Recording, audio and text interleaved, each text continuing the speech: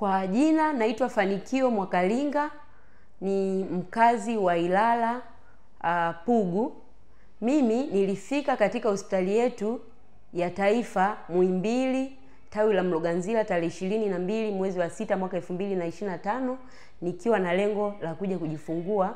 Bahati nzuri Mungu akanijalia siku ya tarehe 23 mwezi wa 6 mwaka 2025 nilifanikiwa kupata mtoto wa kike, lakini mtoto akawa amezaliwa na changamoto kidogo.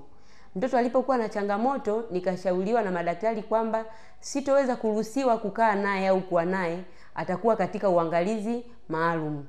Kwa kipindi ambacho mtoto alikuwa katika uangalizi maalum, ilinichukua kama siku 5 akiwa katika uangalizi maalum.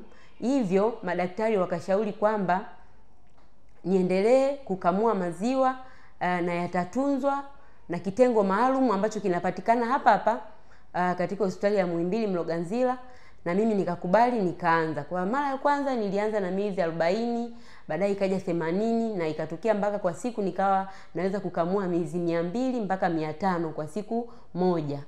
Kwa hiyo kupitia kitengo hichi cha utunzaji wa maziwa nimenufaika sana na vitu vifuatavyo.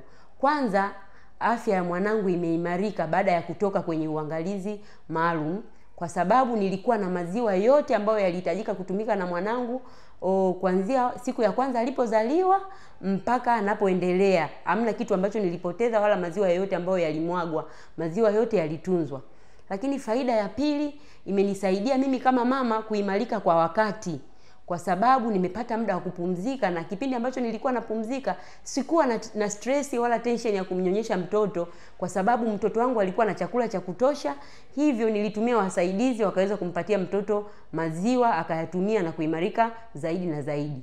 Faida nyingine ambayo nimeiona ni nzuri na watu wengi huwa inawagharimu, nimeepukana na gharama. Nikiangalia uzazi wangu wa mwanzo, nilikuwa napata maziwa, sikujua namna ya kutunza, nikawa na mwaga mtoto akinywa, au nikiona kama siku hiyo hanyonyi na nakamua na naondosha. Lakini hii imenisaidia kwa sababu nimetunza maziwa, sijaingia gharama ya kununua maziwa aina yoyote, hivyo imenipunguzia gharama. Na kwa sasa hivi nimerudi katika majukumu yangu, kwa sababu mimi ni mwalimu. Nimeendelea na majukumu yangu nikiwa sina stress kabisa, kwa sababu nina uhakika mwanangu ana chakula cha kutosha, ana maziwa halisi ya kwangu, kwa hiyo anapata virutubisho vyote kwa wakati, anashiba na anakuwa vizuri kabisa. Hivyo nichukue nafasi hii pia kuwapongeza sana viongozi wa hospitali yetu ya Muhimbili Mloganzila, lakini pia niwashukuru madaktari wa NICU, wale wanaohusika na watoto wadogo na mama ambao wamejifungua. Asanteni sana kwa huduma nzuri. Asanteni sana kwa kutupa elimu, maana mimi nimepata elimu ambayo siwezi kusahau kabisa na imenisaidia, na hii elimu niliyoipata itaweza kuwanufaisha watu wengine.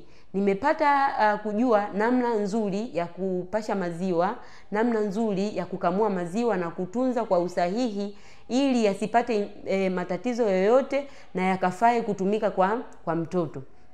Hivyo nachukua nafasi hii kuwashukuru sana, na pia shukrani zangu za dhati kabisa ziende kwa Dr. Lucy Mpayo, ambaye alikuwa na mimi kuanzia siku ya kwanza mpaka siku ya mwisho ninaporuhusiwa kuondoka na maziwa hapa hospitali kwenda nayo kwa ajili ya matumizi nyumbani.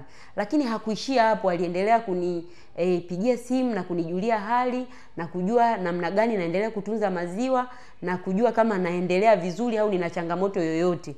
Hivyo sijapata ugumu wowote, nimefurahi na nimeimarika kwa wakati, na nimeona huduma ni nzuri sana. Mungu awabariki. Asanteni sana madaktari wote wa NICU na wasimamizi wakuu wa hospitali yetu ya Muhimbili Mloganzila.